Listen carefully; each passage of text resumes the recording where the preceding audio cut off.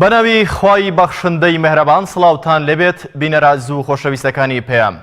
لا پێمەوە لە ڕووماڵێکی تایبەت بە کۆتا ساتەکانی بانگەشەی هەڵبژاردن و هەروەها پاڵپشتی هاوڵاتیان بۆ لیستی 104 کۆمەڵی ئیسلامیەوە.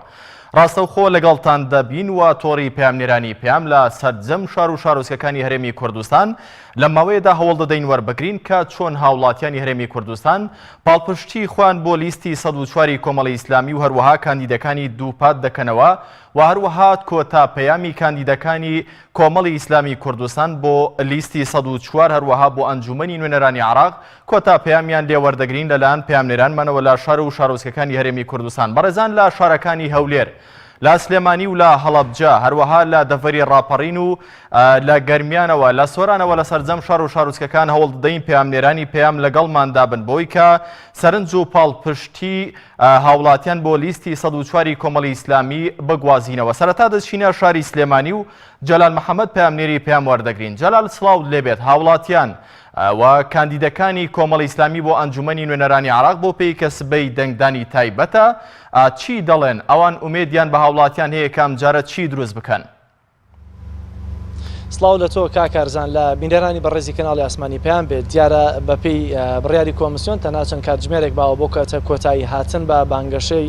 هەڵبژاردنەکان بۆ هەڵبژاردننی ئەنجومەنی نوێنەرانی عراق دیارە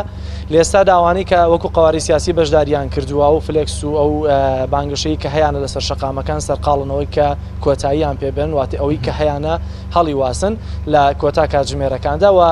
هەندێک لە کاندیدەکانیش ئەو پەیامانی کەماوە بیدەن بە هاوڵاتیان و ئەو شوێنانی کەماوە سەردانی بکەن دیارە و شوێنانش ئەمشەو کاندیدەکان بەردەوامن لە سەردانکردن و لە دەربڕینی کۆتا وتەکانیان بۆ هاوڵاتیان و هاوڵاتیان خۆشیان ئەمشەو لە ماڵەکاندا بەشێکیان بە دیار تیڤەکانەوە و بەشێکیان لە نێوان سەر سفرەکانیان هەمووی بووە مشتومڕیەوەی کە کێ دەنگ بە کێ بدا و کێ باشە بۆ داهاتووی ئەم میلەتە و بۆەوەی کە چارەنووسێکی باش بۆ ئەم میلەتەوە ئەم گەلە بنووسرێتەوە. دیارە مشتومڕی ناو خێزانەکان هەیە. من دەمەوێت لەم ڕووماڵەدا سەرەتا بچمە ناو یەکێک لە خێزانەکانی شاری سلێمانی کە من ئێستا لە یەکێک لە گەڕەکانی شاری سلێمانیم بزانم ئەم خێزانە چۆن گفتوگۆ دەکەن لە ناو خۆیاندا لەسەرەوەی کە دەنگ بە کێ بدەن و کێ باشە بۆەوەی کە هەڵی بژێرێت و بۆچی متمانە بۆ لایەنە سیاسیە دەکەن و ئایا بەڕاستی ئەمانە ئێستا خۆیان یەکلایی کردووەتەوە چکە هێشتا بەشێک لە هاوڵاتیان لەم کاتژمێرەکانی کۆتایی بانگەشەدا خۆیان یەکلایی دەکەنەوە لەوەی کە بەشداری پرۆسەی دەنگدان بکەن کە هەشتا لە ڕۆژی دەنگدانە خۆ یەکلایی دەکاتەوە. بەڵام من دەمەوێت لەگەڵم بن پێکەوە سەردانی ئەم ماڵە بکەین بزانین کێ لێرەوە کێ مانەداتێ لەوەی کە سەردان بکەین بۆی کە بزانین ئەم ماڵە چۆن لە ناو خۆیاندا قسە لەسەر بانگەشەی هەڵبژاردن و دیاریکردنی کاندیدیان قەوارەکەکەن. کاکە سڵاوتان لێبێت، لە پەیامەوە ڕاستەخۆ لەگەڵتانین کێ لە ماڵەوەیە دەرفەتەیە بینە ژوورەوە. سڵاوتان لێبێت، چۆنی کاکە باشی؟ سڵاو لێبێت دادە باشی، ئیجازە هەیە؟ زۆر سپاس. ئیجازە هەیە؟ سڵاوتان لێبێت. سڵاو دایەجان باشی؟ سڵاوتان لێبێت. سڵاوتان لێبێت باشی؟ سەلامەتن. باش سەرەتا لەم دایەوە دەست پێ بکەم. دایەجان باشی؟ بەخێر بێستە هەردوو چاوم. خۆ یەکلایی کردووەتەوە لەوەی کە ئێمە کۆتا ساتەکانی بانگەشەیە بۆ کێ دەیت؟ وەڵا بە مامۆستا عەلی بافیر وەڵای بەڕێز و ناوی ئایەت و قورئان زۆریان نێ بۆیە منش حەز دەکەم. چیت لێ دیوە جگە لە ئایەت و هەر چاکەم لێ بینی و خراپەم لێ نەبینیوە. ئەمە هیەوەدا بۆ منە بەستەنە ئایەت و حەدیث لە زارا بێتەوە تۆ دەنگی پێ بدەیت؟ بەڵێ ئەمە ینی هەرەوەندی کە باسی ئایەت و حەدیثەکە هەر وتاری هەموو شتێکی خۆشە ئەمجار کابرایەکی بەدیانەتیشە منش بۆیە حەز دەکەم. زۆر باشە. کاندیدەکانی لیستەکەی مامۆستا عەلی باپیر چی دەناسی؟ نەوەڵا کەسم بەس من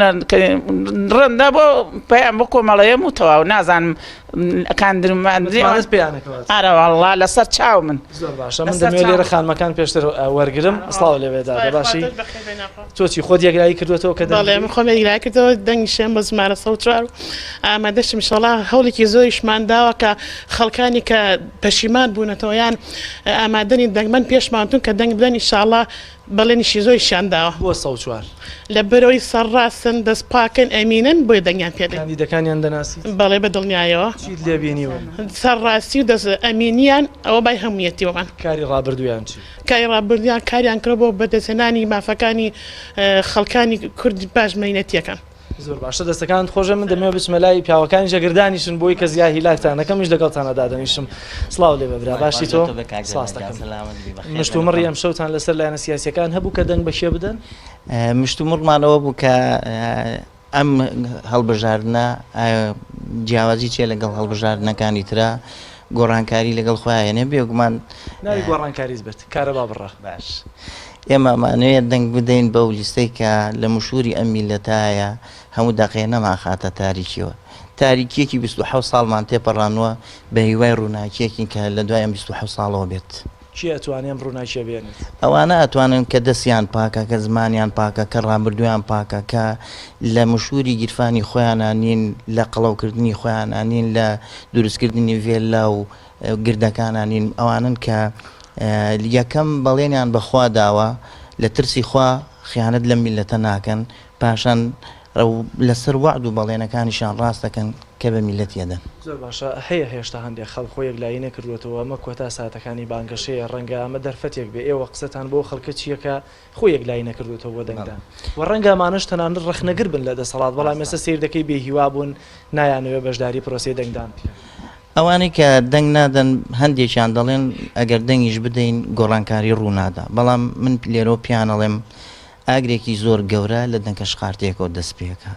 گۆڕانکاریش ئینسان لە ناخی خۆیەوە دەست پێکە خوای پەروەردگار کە داوای گۆڕانکاریمان لێکە لە سەرەتا داوای ئەومانەکە لە خودی خۆمانە بگۆڕین یەک نەفەر کە گۆڕا وردەور لە چواردەورەکەی ئەگۆڕێ ئەوەی کەوا دەنگ نادا بەو بیانووی کەوا ناتوانێت گۆڕانکاری بکات دەبێت بە زمانی حاڵ بڵێ ڕازیم بەو ستەمەی کە 27 ساڵم بەسەرما دەگوزارێ ئێسەش دەنگ هەر بەو زڵمادەم و هەروەها نەدانی دەنگ بەڕاستی خزمەتێکە بەو دەسەڵاتی کەوا چەند ساڵم خەڵکەی ماڵوێران و سەرگەردان کردو و ئەو بەژمەینەتی کە هێناوەتی بەسەر میلەتی کوردە چونکە دەنگ نەدانی تۆ دوو جار زەرەرە جارێکیان لەوەی کەوا دەنگ نادەی بە کۆمەڵێک کە دەتوانن خزمەتی ئەم میلەتە بکەن جارێکی کەش دەنگ نەدانە بەو حەق و بەو کەسانەی کەوا دەیانوێت خزمەت بە میلەتە بکەن لە بەرامبەرە ئەو لیستەی کەوا بەژمێنەتی بۆ ئەم میلەتە هێناوە هەر بەرقەرارە بێ لە جێ خۆی بێم سیر دەکەی ئێستا لە بانگەشی هەڵبژاردن هەمویان بەڕاستی دروشمی جوانیان بەرز کرده بووی هەمویان باسی خزمەتی هاوڵاتی دەکەن هەمویان باس لەوە دەکەن بۆ کە سەر بەخۆی لای ئەمانە کە خۆشگوزەرانی لای ئەمانەمان نەتوان هەموو ئەمانە دەستە بەر بکەن هاوڵاتی چۆن جیا بکاتەوە کێ باش و کێ خراپ من کاکجرا من لە تۆ برسم 27 ساڵە چییە دەسی پارتی و یەکێتی و حیزبی دەسەڵاتی کردو کە خزمەت بکە ئەگەر دیقەتیش بدەی من زۆر بە دیقەت لە سەرەتای هەڵبژاردنەکانەوە دیقەتی ئەوم داوە هیچ کام لەو لیستانەی دەسەڵات نەیانوتووە ئێمە خۆشگوزەرانیتان بووێنین چونکە پێشتر بەدەستانەوە نەتان هێناوە ئەوە تا لیستە هێڵێ ئێمە ئایندەتان بووێنین مانایە ئایندەیان لە دەست داوین دەیانەوێ بۆمان بێنەوە لیستێکی تریش کە ینی بانگێشاکە کە دەڵێ ئەگەر من نەبم کوردستان نابێ کە ئەوش دیارە نیوەی کوردستانی فەوتان بە بڕیارە سەقەتەکانی و یەک لایەنە بڕیاردان ڕابردوویان دەکرێت بکەینە پێناسە بۆیان مسلمان وەکو پێغەمبەری خوا عەلەیهی سەڵات وسەلام فەرمێ لا يلدغ المؤمن من الجحر مرتين هیچ مسلمانێک لە کونێکەوە دووجار ناگەزرێ ڕابردووش بەڕاستی دەبێ ڕەچاو بکرێ و سیر بکرێ من کە ڕابردوویەکم دیبێ هیچی لێسڵەوز نەبوو بێ زۆر حیفە چاوەڕێ بم بەرهەمەکەی بخۆم دوای بەم نمەتەوە بانگەشت کرد لە ماوەی چەند ڕۆژی ڕابردوودا لەوەی کە خەڵک بچن بۆ دەنگدان و بزانن دەنگ بەشێ بدەن من ئەم مودەی کە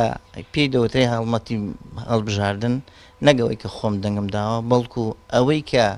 توانی بێتم و توانم قسەکانم کاریگەری هەبێ لەسەری بانگم کردو کە دەنگ بدا بە لیستی 4 لەبەرەوەی ڕابردوویەکی پاک لەبەرەوەی خۆگرە لە بەرامبەر هەموو زەخت و فشارەکانی کە لەسەری دروست بووە لەبەرەوەی خاوەنی ئەو تەوپەیامەتی کە بەرزی کردوتەوە لە پێناویشا باجی داوە لە ڕابردووە لە داهاتووشا بۆ باجەکان بەهێزتر و قایمترە لەبەرەوەی کەسانی سەرڕاستن ڕابردوو پاکن خوێنی کەسیان لە ئەستوانیە دزیان لە کەس نەکردووە ماڵی کەسیان بە هەدەر نەبردووە ئەوەی کە پێیان کراوە بەڵکو ئەگەر ئێمە نمونەیەک بێنینەوە ئێمە وەگلایەنێک بەڕاستی لەبەرەوەی لە دەسەڵاتانە بووین پارەپول و سەرۆت و سامانێکیشمان نەبووە بەڵام توانیومانە لە پارەپوری خەڵکی خێرخواز ببینە ئەداتێکی خێرپارەیان لێکۆ بکەین و بیدەین بە فەقیر و هەژار و بێنەوە و بێباوکوان و خزمەتێکی بەرچاومانەیە ئەگەر خەڵک بە ئینساف و سێماکە ئێمە لە نەبوون پارەمان پیا کرد و دامانەتەوە بۆ خەڵکە تۆ لێرە میوانی یا صاحب ماڵ وەڵام میوانم زۆر باشە دەمەوێت بەلای صاحب جاڵا ماڵەکە من ئەو قسەیەشت بۆ بکەم قەول بوو دیارە من کە ویستم بگەڕێمەوە بۆ شوێنی خۆم بەڵام صاحب خان پێی خۆش بوو کە یعنی بەڕێز و بە حرمەتەوە کەیەوە تەشریف بێنن لێرە چاوپێکردنیان لەگەڵا بکەن بزانم ڕای ئەو لەسەر هەڵبژاردنە چیە بچکۆلگیانەگە ڕێم بکەنەوە با من بێمە ئێرە لای باوکرد زۆر سپاس سپاس دەکەم کاک حاجیگان زۆر سپاس بۆ دەرفەتەوە بۆ میوانداری کە دەگات بە ڕوویەمەدا کردوێتەوە لە مای ڕۆژانی ڕابردووچی مشتومڕت هەبووە لەسەر سفرە لە بازار لە دەرەوە لەوەی کە لەناو هاوڕێکانتان چ لیستێک بە کەڵک بێدەنگی بدەنێ البته بەخێر بن یەکەم دووەمیان منیژار میوانە وەک ماسەیە سێر دانەزی سەحە ماڵەتە لە وەرە دانیشتۆ وڵا ئەوەی لە دەستمان بێ ینی لە دۆست و ڕفیق و خۆشەویست پێمان وتووە ئەم لیستە شیاوی ئەوەی دەنگی پێبێ لیستی 104 وەڵام بۆ 104 لەبەرەوەی ژمارەی حیزبەکەی خۆمە و کاندیدەکانی کاندیدێکن کە سیقیان پێکرێ ڕابردویان پاکە بەڵێ ئەحمەی حاجی ڕەشیە مەوەسە دارایە دادا ئاشتیە ئەوانە نزیکن ئێمە زۆر باشە کاتە ئەمانش لە ئەوانی کە بە تایبەتی مامۆستا ئەحمەد و کاندیدەکانی ترکە لە بەختابوون لە ڕابردویان ڕازی چیان کردووە وەڵاهی ئەوەی دیار بوو بێ مامۆستا ئەحمەد حاجی ڕەشید زۆر دیار بوو ماسە زانایە و لەبەر چاوی خەڵکان و خەڵکیش بینی و نی و ناویشیان لە ناو خەڵکە هەیە و ئەلحەمدولیلا ئیشیان زۆرتر بێتوان ئیشی گەورەتر بکەن ئەگەر ڕێژان زۆرتر بێت دڵنیا بە و ئەوەی خەڵگەیەوێ ئینشاءڵڵا بەدەستێن زۆر باشە دەستان خۆش بێت جەلال کە گوێ لە دەنگی منە تۆمایەمەوێ لەگەڵ تۆشای پرسی لەبەرەوەی بەشێک لە پەیامنێرانی پێیان لە شوێنەکانی دیکە ئێستا چاوەڕێن پرسیاری لێ بکەیت چی وای لە ئەوان کردووە بەم شێوازە کە پاڵپشتی لە لیستی 104 وەروها کاندیدەکانی بکەن ئایا جیاوازی کاندیدەکانی کۆمەڵی ئیسلامی لە پێشتر لە نوێنەراتیان لە بەغدا چی بووە لەگەڵ کاندیدی هێزولانە سیاسەکانی دیکە ئەوان زیاتر لەگەڵ خەڵکی هەژار و بەشمەینەتی هەرێمی کوردستاندا بوون ئەمانە وای کردووە کە پاڵپشتی لە لیستی کۆمەڵ بکەن زۆر باشە لەبەرەوەی میوانێک لێرەوە دادەیەکە نامێ مافیافرەت لێرە بخۆم دەمەوە پرسیارە لەم بکەم دادەسڵاو لێ بێگە دەرفەتە بێت زۆر سپاس تۆش دەنگە دیتە لیستی 104 بەدڵنیایەوە بۆ 104 جیاوازیان چییە کاندیدەکانی جیاوازی چیە لەگەڵ کاندیدێکی ترا لیستەکەی جیاوازی چیە لەگات ێکا ڕەنگە لیستە بێ دروشمی وەکو ئەویش جوانی بەرزکردی بێتەوە لە ڕاستیدا کۆمەڵبوون شانازیە لە ڕابردوودا کارێکیان کردووە کە گومانت نەبێت لەوەی کە دەنگیان پێبێت گومانت نەبێت لە بۆ داهاتویان ئەوە هۆکارەکەیە کە دەنگیان بۆ نمونە چی و چیان کردووە ئەمانە لەم چەند ساڵەی ڕابردووە هەموو حیزبەکان کاری خۆیان کردوتە ڕوو ئەوەی کە لەم حیزبم زۆر بینیوە ڕازگۆییانە ئەوە گرنگترین شتە کە تیا موجود بێت کە ڕازگۆر بووی لەگەڵ خەڵکەکەدا ئەتوانی هەموو شتی یعنی خەڵک سیقەت پێ ئەکات ئەو لایەنانەی ترکە لیستەکانی ترکە دروشمەکانیان بەرز کردوێتەوە ڕازگۆنین لەگەڵ ڕابردووی خۆیان بەڵێنیان زۆریاو کەنیان بردوتە سەر ئەوەی هۆکارەکە ئێستا بڕاتان وایە ئەم جارە لیستی 104 بەڵێنەکانیان دەبەنە سەر بێگومان ئینشەڵڵا بەدڵنیایەوە بانگەشت بۆ کردووە بۆ لیستی 104 کۆمەڵیستان بەڵێ خەڵکانێک هەیە کە پێشتر دەنگیان بۆ لیستی 104 نەبوو بێت و ئێستا دەنگیان بۆ 104 بێت بێگومان خەڵکانێکی زۆر هێن کە ڕایان گۆڕاوە بەرامبەر کۆمەڵی ئیسلامی کوردستان زۆر سپاس کاک کارزان دیارەمە یەکێک بوو لەو خێزانانەی کە لە بەڵێ جەلال پەیامەکانیان گەیشت سپاس بۆ زانیاریەکانت من دەمەوێت کە تۆ وێنەکانت لەگەڵ ئێمەدا بەردەوام بێت و لەگەڵماندا بمێنیەوە دەمەوێت بچمە سۆران و ئازاد ئۆمەراوەیی پەیامنێری پەیام لە سۆرانی سروور جوانەوە لە سۆرانی میوان دۆست و خۆشەویستەوە وەربگرین ئازاد سڵاوت لێبێت هاوڵاتیانی سۆران دەڵێن چی سەبارەت بە پاڵپشتیان بۆ لیستی 104 کۆمەڵی ئیسلامی ئەوان لە کۆتا ساتەکانی بانگەشەی هەڵبژاردندا پەیامیان چییە بۆ هاوڵاتیانەی کە تاوەکو ئێستا خوان یەکلای نەکردوێتەوە کە دەنگ بە چلانێکی سیاسی و بە چ کاندیدێک دەدەن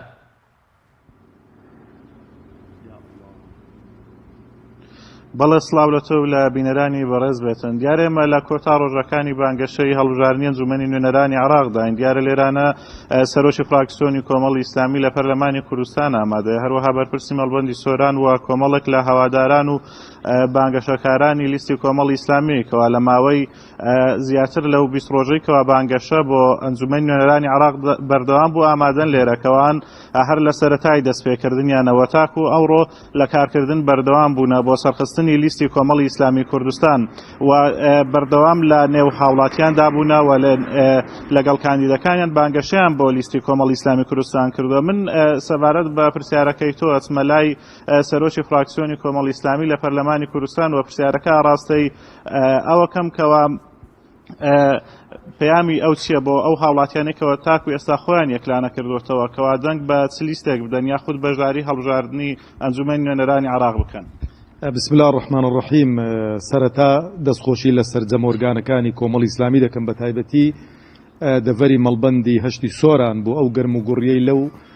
حەملە و لەو هەڵبژاردنە و خوازیارم کە ماندووبوونەکەیان بەرهەمدار بێتن و دڵخۆشکەر بێتن.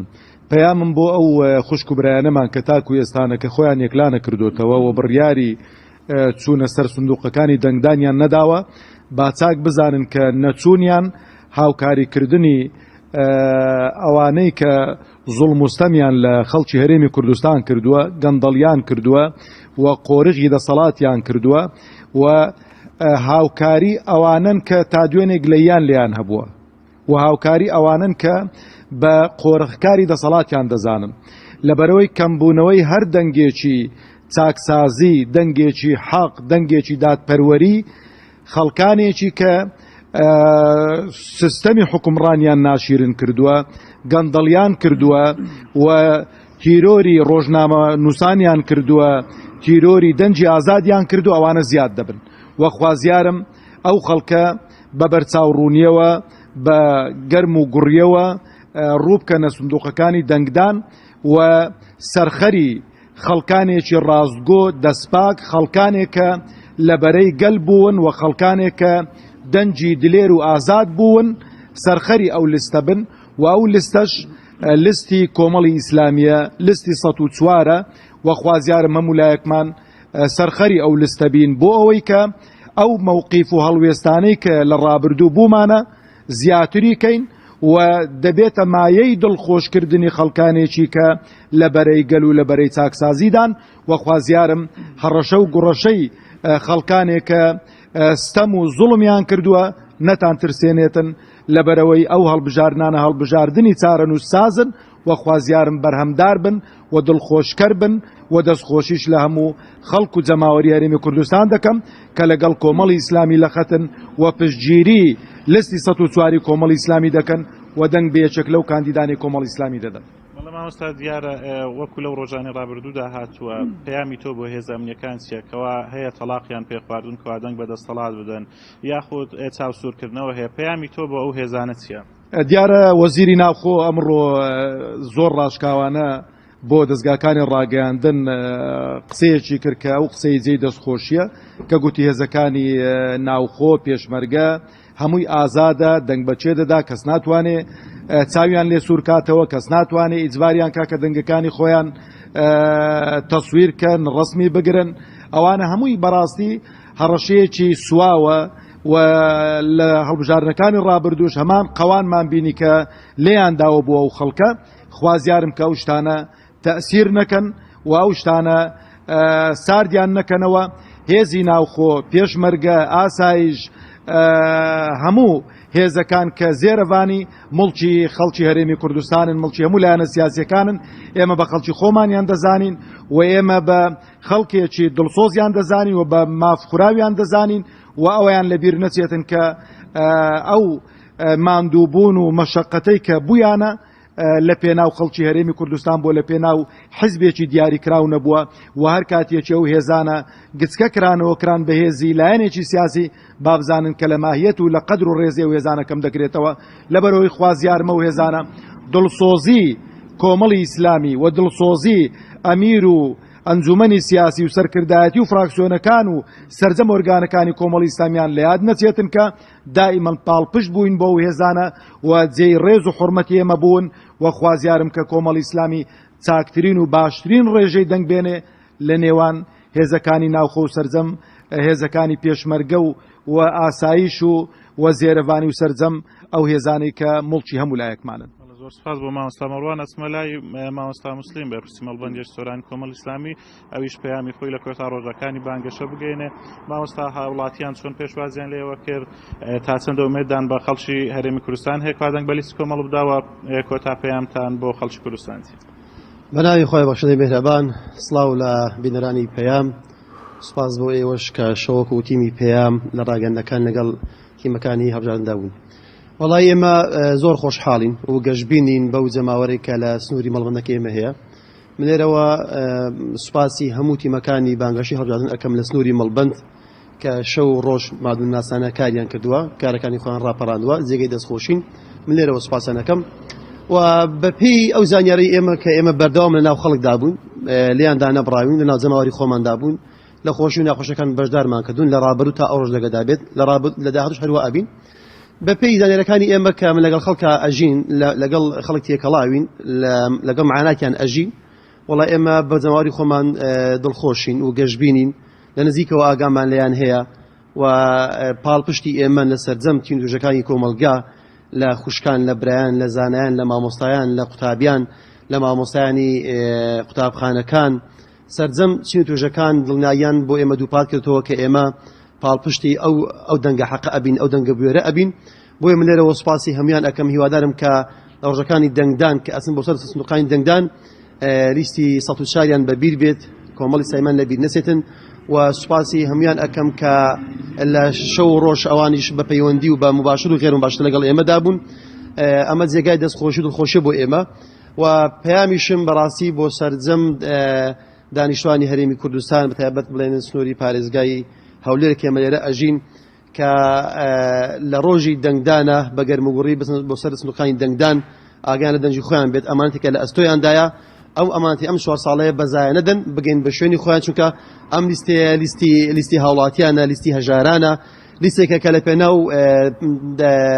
مافەکانی هەرێم مافی هاوڵاتی هەرێمی قوربانیدایە و ئەم لیستەیە بازی زۆریشی داوە لە پێناو بەرژەوەندی هاوڵاتی هەرێمی کوردستان. بۆیە من لێرەوە دووپات ئەکەمەوە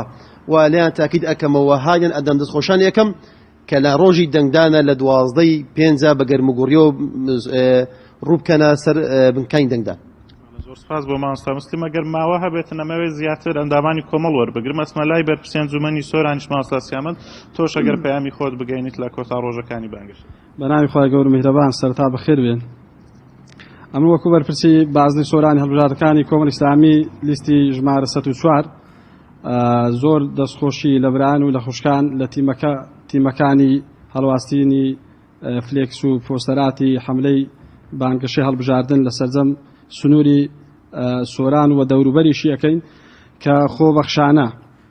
ماندوونە ناسانە بە شەو بە ڕۆژ بەردەوام لە سەرخەت بوون و ماڵ بە ماڵ و هەڵمەتی دوکان بە دوکان و ئەوەندەی لە توانای دابی بەردەوام بوون لە بانگەشەکردن بۆ لیستی 104 کۆمەڵی ئیسلامی کوردستان. و لە هەمووی دڵخۆشتر ئەوە بۆ بەڕاستی کە ئەمە زۆر یعنی پێی دڵخۆش بووین، پێی معجەب بووین کە ماندووش نەبووین و ماندووش نابین ئینشاءالله. ئەو پێشوازیە گەرموگوڕەی جەماوەری سۆران و دەوروبەری بوو لەو تیمانەیمە کە چوونەتە شوێنەکان. ئەو پێشوازیە گەرمێش دەلیلە لەسەر هەڵوێست و موقیفەکانی کۆمەڵی ئیسلامی کوردستان لە 4 ساڵی ڕابردوو لە پەرلەمانی عێراق و لە پەرلەمانی کوردستان و لە ئەنجومەنی وەزیرانی حکوومەتی هەرێمی کوردستان و بەڵێنیش بە هاوڵاتیان و بە دەنگدەرانیش ئەدەین و بەردەوام ئەو نوێنەرانەمان ڕابردوو و ئێستاشمان لە سەنگەری میلەت دابن و لە بەرەی گەل دابن بۆ داکۆچکردن لە مافەڕەوەکانی هاوڵاتیانی هەرێمی کوردستان. ئەمەوێ زیاتر ئەو ئەندامانەی کۆمەڵ ڕان وەربگرم لەسەر بانگەشیان لە ماوەی ڕابردوو کەوا لە دەبەری سۆران بانگەشیان بۆ لیستی کۆمەڵی ئیسلامی سەڵسوارە کرد. تۆ وەکو گەنجێک چی وای لە تۆ کرد کە لەو زانیاریەکانت ئازاد کاتێکی زۆر کەممان ماوە ببوورە، هاوکارانم ئاماژە بۆ دەکەن لە ئێستادا پەیامێکی بەڕێز ئەمیری کۆمەڵی ئیسلامی هەیە سەبارەت بە هەڵبژاردننی گشتی و هەڵبژاردننی تایبەت کە وا بڕیارە سبەی هێزەکانی پێشمەرگە و بەشێکی دیکە لە ئۆرگانە حکومیەکان لەسەر تاسەری عێراقدا دەنگ بدەن. با پێکەوە بینەری پەیامی بەڕێز ئەمیری کۆمەڵی ئیسلامی بین.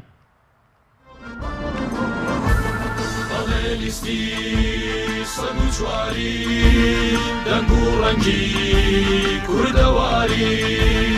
لەگەڵ خەڵکو خەمی خاچین لەگەڵ بەشنی باوەڕێکی ڕاست و پاچی بەڵێلیستی. بسم الله الرحمن الرحيم. خەڵک و جەماوەری هەرێمی کوردستانی بەڕێز و خۆشەویست، السلام عليكم ورحمة الله وبركاته. ڕوو لە هەموو لایەک دەکەم مامۆستایانی بەڕێز زانایانی ئیسلام، مامۆستایانی زانکۆ و پەیمانگا و قوتابخانەکان، شێخانی تەریقەت، سەرۆک عەشیرەت و ڕیسپی و پیاوماقوڵان، خوشکان و دایکان، گەنجە خوێنگەرمەکان بە کوڕان و کچانەوە، هەموو چین و توێژەکان، بە تایبەت هێزە چەکدارە فیداکارەکانمان، پێشمەرگەکان، پۆلیس، ئاسایش، کارمەندەکان، کارمەندی سەرجەم فەرمانگەکان، کاسبکاران، بە هەموو توێژەکانەوە، خاوەن پێداویستی تایبەت، ڕێکخراوە مەدەنیەکان، ڕوو لە هەمووتان دەکەم وەکو دواپەیامی خۆم لەبارەی هەڵبژاردنی ئەنجومەنی نوێنەرانی عێراقەوە عەرزتان دەکەم کە بەشداریکردن لەو هەڵبژاردنەدا، دیارە ئێمە وەکو کۆمەڵی ئیسلامی کە ژمارەی لیستەکەمان 104ە چاوەڕوانیمان هەیە لە سەرجەم چوون و توێژەکانی خەڵکی هەرێمی کوردستان کە هاوکار و پشتگیرمان بن. بەشداریکردن لەو هەڵبژاردنەدا بەلای کەمەوە جێبەجێکردنی سێ فەرمانی خوای پەروەردگارە. یەکەم کە دەفەرمێەوە ئەمڕۆهم شوڕا بەینەهم، کاروباری مسلمانان دەبێ بەڕاوێژ بێ. دووەم کە خوا فەرمان دەکات بەوە کە دەبێ ئێمە فەرمان بە چاکە بکەین، ڕێگری لە خراپە بکەین، یەئمڕون بالمەعروف وینهون عن المنکر. سێیەم کە ئێمە دەبێ شایەدی بە حەق بدەین وەلایە بە شوهەداء و ئیدا ما دوعو. کۆمەڵی ئیسلامی چوار ئامانجی سەرەکی لەبەرچاو گرتووە لە کاتێکدا کە داوا دەکات لە خەڵک و جەماوەری هەرێمی کوردستان هاوکار و دەستبارگر و پشتگیری بن بۆ دەرچواندنی کاندیدەکانی وەناردنیان بۆ ئەنجومەی نوێنەرانی عێراق. ئامانجی یەکەم بریتێ لە بەرجەستەکردنی ڕەسەنایەتی ئیسلامی. ئێمە وەکو کۆمەڵی ئیسلامی بە ئەرکی سەرشانی خۆمانی دەزانین کە خۆمان و خەڵکە موسڵمانەکەمان لە بازنی هەرێمی کوردستان و لە بازنی عێراقیشدا هەوڵ دەین ئیسلام لە خۆماندا بەرجەستە بکەین، وەکو فیکر و ئیمان و عەقیدە، وەکو عیبادەت، وەکو ڕەوشت و ئاکار، وەکو تەزکیەی نەفس، وەکو باری کەسێتی و پەیوەندی کۆمەڵایەتیەکان و وەکو حکم و سیاست. و کۆمەڵی ئیسلامی بە ئەرکی سەرشانی خۆی دەزانێت کە لەسەر بناغەی بەرجەستەکردنی ڕەسەنایەتی ئیسلامی هەوڵ دەین دادگەری بچەسپێنین. دادگەری ئەو ئامانجە بنەڕەتی و سەرەکیە کە خوا سوبحانە وتەعالە لە ئایەتی 25 سوڕەتی ئەلحەدیددا دەفەرمێ تێکڕای پێغەمبەرانم ناردووە عەلەیهیم الصەڵات وەسەلام بۆ چەسپاندنی لەقەد ئەرسەلنا ڕوسوولنا بالبەینات وئەنزەلنا مەعەهم الکتاب والمیزان لیەقومە الناس بالقسط. کاتێک دادگەریش دەچەسپێ، زوڵم و ستەم و گەندەڵی و قۆرەخکاری و حیزب حیزبێنە و خزم خزمێنە ڕیشەکێش دەکرێ و کاتێک دادگەری دەچەسپێ بەرەکەت دەکەوێتە وڵاتەوە. ئامانجی دیکەی کۆمەڵی ئیسلامی ئەوەیە کە مافە دەستوریەکانمان لە مامەڵە لەگەڵ حکوومەتی نێوەندیدا مافە دەستوریەکانمان بپارێزین و ئەوانش کە دەستەبەر نەکراون دەستەبەریان بکەین کە پێمان وایە لە ڕابردوودا چ لە ئاستی ئەنجومەنی نوێنەراندا چ لە ئاستی پێگەکانی دیکەی حکوومەت و پێگەکانی دیکەدا مامەڵەیەکی باش نەکراوە و نوێنەرایەتێکی چاک نەکراوە، لەبەرەوە کە زیاتر بەرژەوەندی تەسکی کەسی و گروپی و حیزبی و خزمی بە پێوەرگیراون، نەک بەرژەوەندی گشتی. ئامانجی چوارەمی کۆمەڵی ئیسلامی ئەوەیە کە تەبایی و ئاشتی کۆمەڵایەتی بەرقەرار بێ لەسەر ئاستی هەموو پێکاتەکانی عێراق. ئەویش بێگومان کاتێک ئاشتی کۆمەڵایەتی و تەبایی و هێمنی و ئاسایش بەرقەرار دەبێ کە دادگەری هەبێ، بێفەرقوجیایی هەبێ و مرۆڤ بوون و هاوڵاتی بوون بە پێوەربگیرێ. بێگومان کاتێکیش هەموو ئەوانە دەچەسپن کە وڵاتی دامەزراوەکان بێ، یاسا سەروەر بێ و هەموو لایەک لە بازنەی فراوانی نیشتیمان و وڵاتدا بخولێنەوە و لە بازنە و قاو و قەپێلکە تەسکەکانی حیزب و خزم و گروپ و تایفە و مەزهەب و ئەوانە بینە دەر. هیوادارم کە خەڵکی هەرێمی کوردستان بە هەموو توێژەکانیەوە هاوکارمان بن، دەستبارگرمان بن بۆ دەرچواندنی کاندیدەکانمان کە لیستی کۆمەڵ لیستی ژمارە ١04 و ناردنیان بۆ ئەنجومەی نوێنەران تاکو بتوان ئەو ئامانجە بنەڕەتی و شەرعیانە جێبەجێکەن کە سەرنجام هەموو لایەک بە قازانجی هەموو لایەک دەشتێنەوە و سەرنجام هەموو لایەک بەهرەمەند دەبین. ئومێدم وایە کە ئەو ئومێد و هیوای ئێمە بە خەڵکی هەرێمی کوردستانمانە لە جێ خۆی دابێ. والسلام عليكم ورحمة الله وبركاته.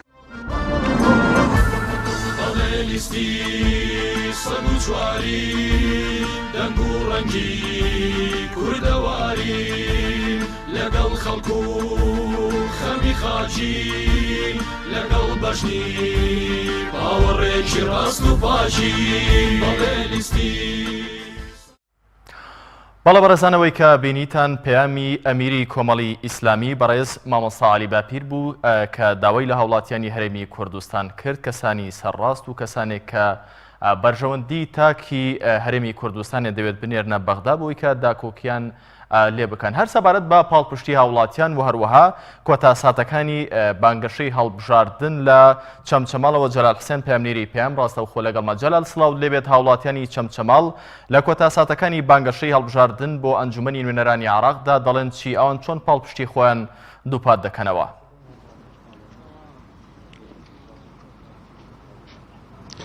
سڵاو کاکارزان لە تۆ و لە بینەران و بیسەرانی کەناڵی ئاسمانی پەیام بێ دیارە ئێسێمە لە بەردەم ئەنجومەنی شۆڕشین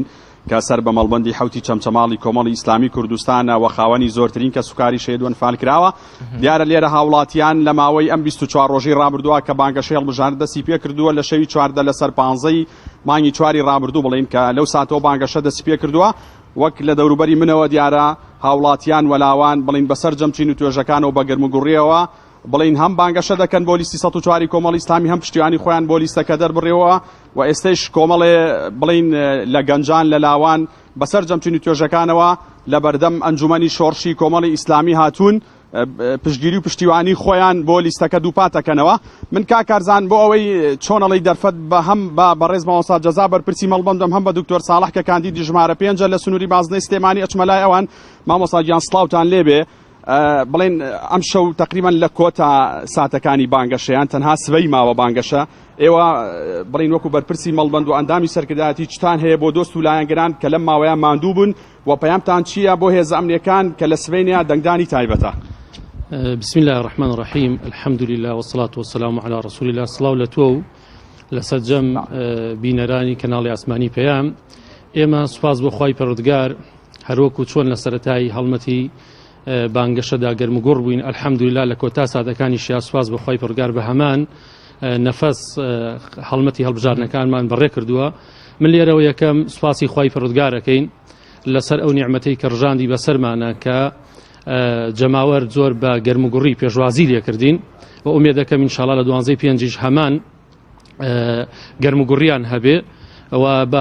بۆ گەرموگوڕیە دەنگ بە لیستی 104 کۆمەڵی ئیسلامی بدەن و سوپاسی سەرجەم تیمەکانی بازنەکانەکەم کە تیمی چی ئەو تیمانی کە هەمان بوو لە سەردان و ئەو تیمانی هەمان بوو لە بواری ئەلکترۆنیاتە و ئەو تیمانی هەمان بوو بۆ کەرسەکان کە کەرسەکانیان هەڵەواسی فلێکس و پۆستەرات و ئاڵاکانی کۆمەڵی ئیسلامیان هەڵەواسی. من لێرەوە یەکە بە یەکە مەمنونیانم و دەستیان ماجەکەم و زۆر سوپاسیانەکەم و لە خوشکان لە برایان لە بەشەکان لە سەرجەم ئەنجومەنەکان و سوپاسی سەرجەم جەماوەری کوردستانەکەین کە تێبینیمان کردووە لە ڕاگەیاندنەکانەوەمان بینی و خۆمان لە نێو جەماوەر بووین بە تایبەتی سنووری چەمچەماڵ و تەکیە و شۆڕش و بازیان و قەڵاسێ و کۆبەردە قارمان سەرجەم گوندەکانی و قەزای چەمچەماڵ زۆر سوپاسیانەکەین کە سەرمان پیان بەرز بوو هەر کاتێک کە ئێمە ئەچوونە ناو شارەوە بەڕاستی هەستمان بە دڵخۆشی زۆر ئەکرد هەستمان بە عیزەت ئەکرد کە هەستمانەکرد جەماوەر زۆر بە گەرموگوڕی پێشوازی لێ ئەکردین. بۆیە من سوپاسی هەموو لایەکانەکەم و ئومێدەواریشم کە بەیانی دەنگدانی تایبەتە پێشمەرگە قارەمانەکان کۆمەڵی ئیسلامیان لەبیر نەچێت چونکە کۆمەڵی ئیسلامی زۆر دیفاعی لیان کردووە و لە بەرەی مەزلومان بووە کە پێشمەرگەکانیش هیچێکن لەو چینە مەزلومەی نێو هەرێمی کوردستان ومێدەوارم پێشمەرگەکانیش هەڵوێستەکانی کۆمەڵی ئیسلامیان لەبیر نەچێەوە لە بیریشان ناچێ ئینشا الله تعالی پەیامی لیستی 104 گەیشتووە بە هەموو تاکی هاوڵاتیانی کوردستان و لە نێویشانە هێزی ئەمنی پێشمەرگەکان پۆلیس بە هەموو چین و توێژەکانیەوە ومێدەوارم ئینشا الله تعالی لە هێزی تایبەتی شاد دەنگێکی زۆر باش بێنین. بەڵێ کاکارزان من ئەگەر کات هەبێ ئەچمە لای بەڕێز کاک دکتۆر ساڵح کاندیدی ژمارە 5 لە سنووری بازنەی سلێمانی کاک دکتۆر سڵاوتان لێبێ ئێوە لێرە کاندیدن مڵین لە ناحیەی شۆڕش کە سەر بە قەزای چەمچەماڵەوە جەنابتان هەر لێرن کە لێرە ژمارەیەکی زۆر لە کەسوکاری ئەنفال کرا و شەهیدی تایە ئەگەر ئینشاءڵڵا هاتوو متمانەی هاوڵاتیانتان بەدەست هێنا تا چەند کاری جددی ئەکەن بۆ قەرەبووکردنەوەی دانیشتوانی ئەم ناوچانە کە زەرمەندن بەڵام ئەگەر کەمێک بەلای کامێرەکە بسوڕی فەرموو. سپاس بۆ جەنابتان، سپاس بۆ کەناڵی ئاسمانی پەیام. لێرەوە ڕێز و سڵاومان بۆ شەهیدانی بەرگری لە خاکی کوردستان و سڵاو ڕێزمان بۆ پێشمەرگە و هێزەکانی ئاسایشی ناوخۆ کە گیانفیدانە پارێزگاریان لە هەرێمی کوردستان کردووە لە پارێزگاریان لە ئاسایشی هەرێمی کوردستان کردووە. ئێمە لە ڕابردووە بینیومانە پێشمەرگەکانی کوردستان هێزە ئەمنی و تایبەتیەکان چۆن سینی خۆیان ناوە بە گولەوە ژیانی خۆیان خستۆتە مەترسیەوە خوێنی خۆیان بەخشیوە لە پێناو پاراستنی ئاسایشی هەرێمی کوردستان و لە پێناو ئەوەی کە زوڵم نەکرێ ستەم نەکرێ نادادگەری نەچەسپێ هێزە ناوخۆی و دەرەکیەکان ستەم لە خەڵکی کوردستان نەکەن هیوادارین سبەینش کاتێکە ئەچنە سەر سندوقەکانی دەنگدان بە هەمان نەفەسەوە دەنگ بدەن و بە هەمان نەفەسەوە بەرگری لە خەڵکی مەزلوم و ستەملێکراوی کوردستان بکەن بە دەنگەکانیان ڕاستوەیانە دەنگی ویژدان و ناخی خۆیان بدەن نەترسن ویژدانی خۆیان ئاسوودە بکەن و دەنگ بدەن بەو قەوار و لیستەی کە هەمیشە پاڵپشتیان بووە پارێزگاریان بووە لە پەرلەمانە داکۆچی لە مافەکانیان کردووە. لێرەی شەوە بەڵێن بە کەسوکاری شەهیدان و ئەنفالکراوانی خەڵکی چەمچەماڵ و هەموو ناوچەکانی تری کوردستان ئەوانەی کە زیادمەند بوون ئێمە وەک چۆن لە بەرنامەی لیستی 104 کۆمەڵی ئیسلامی کوردستان هاتووە کە بە هەموو توانامانەوە کار دەکەین بۆ قەرەبووکردنەوەی تێکڕای زیان لێکەوتوانی ڕژێمەکانی عێراق بە هەمان شێوە کار دەکەین بۆ هەموو ئەو زیان لێکەوتوانەی کە بەهۆی کارە تیرۆریستیەکانەوە زیانیان بەرکەوتووە قوربانیان داوە بە هەمان شێوە کار دەکەین بۆ قەرەبووکردنەوەی هەموو ئەو کەسانی کە بەهۆی کاری هێزە فرێنەتەوەکانەوە لە عێراق زیانیان بەرکەوتووە هەموو توانامانە ئەخەینەگەڕ بۆ ئەوەی لانیکەم قەرەبووی مادیان بکەینەوە کە قەرەبووی معنەوی هیچ کەسێک بەڕاستی ناکرێتەوە داوای لێبوردن ئەکەین لەو ڕۆ. کاکارزان من ئەگەر کات هەبێ یەک دوو گەنجێک وەرەگرم دیارە ئێستا ژمارەیە گەنجاتونەتە ئێرە زۆر باشە جەلال وەریان بگرێەوە سەرنجی ئەوان وەربگرە سەبارەت بەوەی کە تاوەکو ئێستاش بەشێک لە هاوڵاتیانی هەرێمی کوردستان خوان بەتایبەت هێزەکانی پێشمەرگە خوان یەکلا نەکردووەتەوە کە دەنگ بەچێرە دڵسۆزی گەل و خاکە دژی زوڵم و زۆردارە بەویستی پەروەردگار سەر دەکەوێ ئەم جارە ئێمە بەدڵ لەگەڵتین بەڵام ئەوان بە پارە موسڵمان بەندەی خوایە نەک بەندەی خەڵک و پارە منیش تەنها بەندەی خوام دەنگم بۆ 104 کەسێ دەنگی دا بە پارە دیارە بەندەی زۆردارە دەنگت بۆ 104 بێ خۆت مەفرۆشە بە پارە ئەی گەلی کوردوریابە بزانە کێ گەندەڵکارە کێ نەوت ئاودی و ئەکا کێ پشگیری هەژارە پێویست بەوتن ناکە ڕون و ئاشکرا دیارە دەنگت بە فیڕۆ مەدە مەخەڵەتێ دووبارە بە دەنگی تۆ ئەگۆڕێ ئەو دۆخەنا لەبارە دەنگت بە هەدەر مەدە چونکە زۆر بەهادارە دەنگت بدە بە کۆمەڵ بۆ هەمان خزمەتکارە. زۆر سپاس. بەڵێ کاکارزان من ئەگەر پرسیارێکی تایبەت نەبێ ئەگەر ڕێمەوە لای جەنابەت دیارەوە ئاماژەم پێکرد لەماوەی ئەم 20 ڕۆژ لەماوەی ئەم 20 ڕۆژەی ئەم 24 ڕۆژەی کە ڕابوورد لە سنووری مەڵبەندی حوتی چەمچەماڵ و ئەنجومەنەکانی سەر بە مەڵبەند بە شێوەیەکی زۆر گەرم و گوربانگەشە بەڕێوە چووە و سپاس بۆ خوا ئینشاڵڵا چاوەڕوان دەکرێت لە ڕۆژی 12 هاوڵاتیانی ئەم سنوورە دەنگەکانیان بە لیستی 104 کۆمەڵی ئیسلامی بەخشن بەو پێی هەمیشە لەبەرەی خەڵکو و جەماوەر و موچەخۆرانی جەلال دەمەوێت ئەو گەنجانەی کە لەوێن لە لای تۆ وەستاون پرسیار لە یەکێکیان بکەی بەشێک لە وڵاتیان بەشێک لە گەنجان تاوەکو ئەم کاتی کە قسەی تێدا دەکەین بە تایبەت لە هێزە تایبەتەکان وەروەها لە دەنگدانی تایبەت کە سبەی دەنگدانەکە بەڕێوە دەچێت خوان یەکلا نەکردوتەوە کە دەنگ بە کێ بدەن ئەوان پەیامیان چیە بۆ ئەم هاوڵاتیانە بەو پێی کە چەند کاتێکی کەمی ماوە دەنگدانی تایبەت دەست پێ بکرێت.